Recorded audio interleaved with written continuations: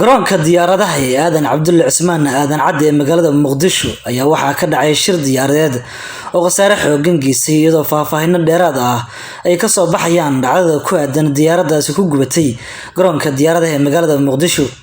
wararka waxa ay sheegayaan in mid ka mid ah diyaaradaha shirkadda Juba Airways ay goor dhaweed ku burburtay garoonka diyaaradaha ee aadan cabdulle cismaan aadan cadde xilli ay soo caga dhiganaysay dhabaha garoonka.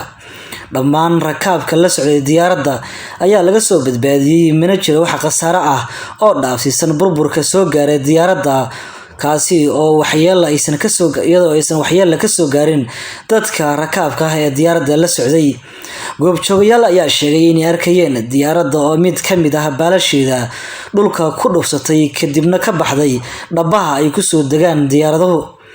waxaana sidoo kale muuqaallo iyo sawirro lagu baahiyay baraha internetka ay muujinayaan khasaaraha iyo burburka xooggan ee soo gaaray diyaaradda.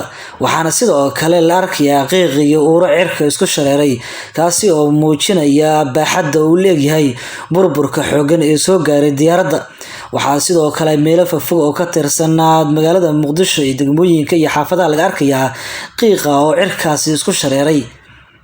diyaaradda oo ka timid magaalada Baydhabo ee xarunta kumeel gaarka u ah dowlad goboleedka Koonfur Galbeed Soomaaliya ayaa waxaa saarnay sida la sheegay 33 qof oo dhammaantood ka badbaaday shilkaasi diyaaradeed.